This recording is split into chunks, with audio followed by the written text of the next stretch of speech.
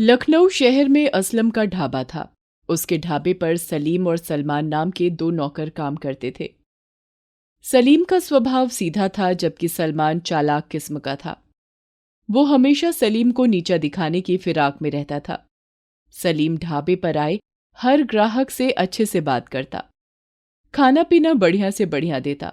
पर जैसे ही ग्राहक सलीम को बदले में टिप देने लगता, सलमान पहुंच जाता और ग्राहक से मीठी मीठी बातें करके टिप निकलवा लेता था। कई बार वो असलम से सलीम की डांट भी लगवा देता था। एक बार, सलमान, जाओ, वो ग्राहक आए हैं, उनका ऑर्डर ले लो। सलीम बर्तन धो रहा है।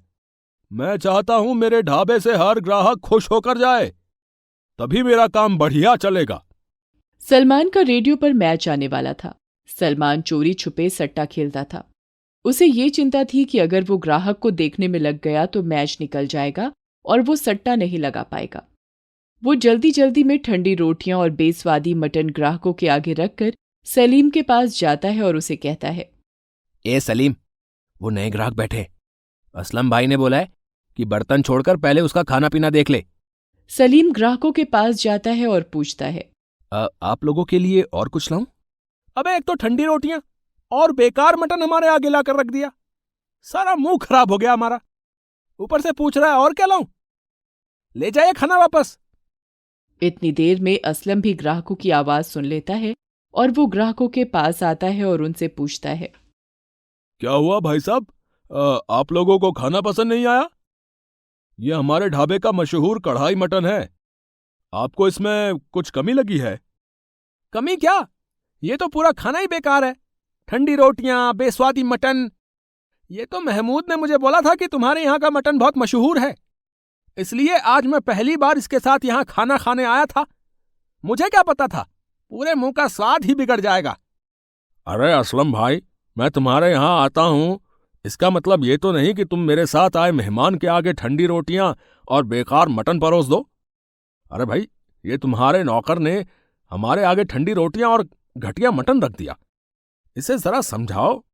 अगर इसे नहीं समझाया तो तुम्हारा ढाबा बर्बाद हो जाएगा और तुम सड़क पर आ जाओगे। असलम भाई बता रहे। ये कहकर दोनों ग्राहक गुस्से में बिना पैसे दिए वहां से चले गए। असलम ने सलीम पर बहुत गुस्सा किया। असलम ने सलीम की एक न सुनी, लगातार उसे डांटता रहा। वह सलीम से बोला, अब तू देख तेरी सजा क्या देता हूं मैं। तेरी इस महीने की आधी तनख्वाह काट कर मिलेगी अब। हाँ। सलीम कुछ भी नहीं बोल पाया। इतनी देर में सलमान वहां आ गया और वो सलीम को इस हालत में देखकर मन ही मन मुस्कुराने लगा। वो यही चाहता था कि सलीम को डांट पड़े और असलम उसे नीचा दिखाए। सलीम को नीचा दिखाना और असलम से फटकार लगवाना सलमान की रोजाना की आदत हो गई थी। सलमान अपने कामों के लिए अक्सर सलीम को मोहरा बनाकर इधर उधर निकल जाता था। सलीम बहुत ही सीधा था। वो कुछ नहीं बोलता था, चुपचाप अपना काम करता रहता था। एक दिन, यहीं तो रखे थे 500-500 के 4 नोट, कहाँ गए? यहीं गल्ले में ही तो थे। चाबी तो मेरी जेब में ही रहती है, पता नहीं फिर। सलीम, सलमान, इधर आओ। मेरे गल्ले में से पैसे गायब हैं। तुम दोनों में से ही किसी ने चुराए हैं। अरे, आप भूल गए, कल आपकी चाबी काउंटर पर रखी थी। आप वहीं भूल गए थे और ढाबा बंद करके घर जाने की तैयारी में थे। मैंने आपको चाबी दी थी। हाँ, अब याद आया। अब अगर तुम चोरी करते तो मुझे चाबी वापस नहीं करते, सारे पैसे भी निकल सकते थे। इसका मतलब असली चोर तू है सलीम। असलम सलीम की पिटाई करने लगा और उसे मार मार कर लहूलुहान कर दिया और उसे नौकरी से निकाल दिया। सलीम कुछ नहीं बोला। उसके पास अपनी सच्चाई साबित करने का कोई भी सबूत नहीं था। वो चुपचाप वहां से चला गया। सलमान मन ही मन बहुत खुश हुआ। उसने अपनी जेब में से चुराए हुए नोट निकाले और उन्हें चूमने लगा। ये लगा तीर निशाने पर। हर समय मेरी आंख में कंकड़ की तरह चुभता रहता था ये सलीम का बच्चा। बस अब मुझे किसी भी तरह इस असलम को लूट कर भागना है, फिर मैं एक अमीर आदमी बन जाऊंगा और इस लखनऊ शहर से बहुत दूर चला जाऊंगा। हाँ। ईद आने वाली थी। असलम चाहता था कि ईद से पहले ढाबे की थोड़ी मरम्मत करवा ले, इसलिए एक दिन वो जितना भी कैश था सब जोड़कर घर जाने की तैयारी कर रहा था। सलमान ने उसे ऐसा करते देख लिया। उसके मन में लालच आ गया। सलमान चाहता था कि किसी तरह कैश उसके हाथ लग जाए तो वो लेकर भाग जाए। सलमान बहाने से असलम के पास गया और उससे बोला, अरे मालिक, आप कितनी देर से काम कर रहे हो? ये लो, एक कप चाय पी लो। आप अपना बिल्कुल भी ध्यान नहीं रखते हो मालिक। अरे सलमान, तू मेरा कितना ध्यान रखता है। ला दे चाय। सलमान असलम को चाय देता है। असलम जैसे ही चाय पीता है उसे चक्कर आने लगते हैं और वो जमीन पर गिरकर बेहोश हो जाता है। सलमान उसकी चाय में बेहोशी की दवा मिला चुका होता है। जैसे ही असलम बेहोश होता है सलमान सारे पैसे लेकर वहां से भाग जाता है। इतनी देर में सलीम वहां आता है और असलम को बेहोशी की हालत में गिरा हुआ देखता है। वो घबरा जाता है और किसी तरह पानी के छींटे डालकर असलम को होश में लाता है। सलीम असलम से कहता है, मालिक, मालिक क्या हुआ? आप बेहोश कैसे हो गए थे? और वो भी इस हालत में जमीन पर गिरे हुए थे। आपकी ये हालत कैसे हुई? वो चोर दगाबाज मेरी पीठ में छुरा घोंप गया। सलमान मेरे सारे पैसे लेकर भाग गया। सलीम, मेरी पूरी मेहनत की कमाई वो धोखेबाज चुरा कर भाग गया। अब मैं क्या करूं? 2 दिन बाद ईद है।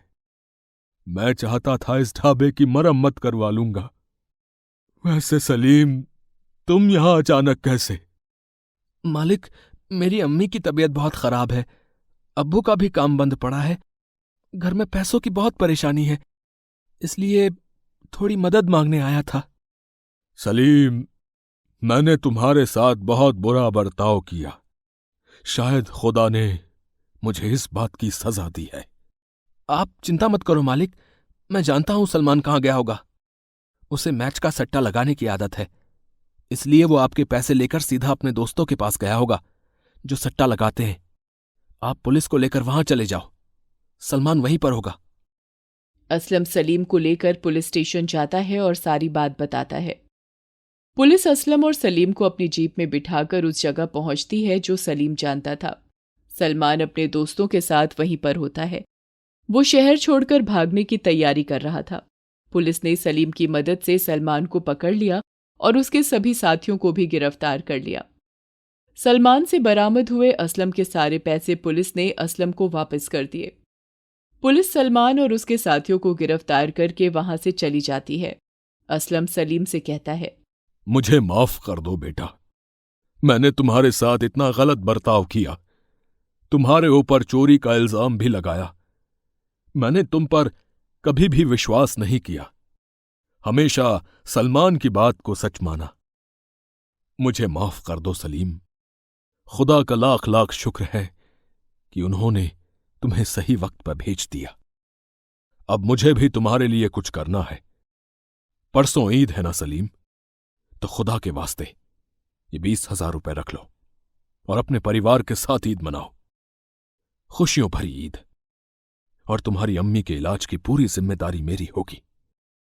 उन्हें शहर के किसी अच्छे डॉक्टर को दिखाओ। फिर तुम्हें वापस भी आना है ढाबे पर। मैं तुम्हारा इंतजार करूंगा। अम्मी के हाथ की मीठी सेवइयां भी खिलानी है तुमने मुझे। समझ गए ना? मालिक, आप तो मुझ गरीब की ईद में खुशहाली ले आए। शुक्रिया मालिक, शुक्रिया। सलमान को अपने किए की सजा मिल जाती है। सलीम को वफादारी का सिला मिल गया था। वो कहते हैं ना, जो नेक दिल होते हैं खुदा भी उनका साथ देता है। असलम को भी अपनी गलती का एहसास होता है और वो सलीम की मदद करके उस गलती को सुधार लेता है। सलीम की ईद खुशियों से भर जाती है। एक गरीब की ईद खुशहाली में तब्दील हो जाती है।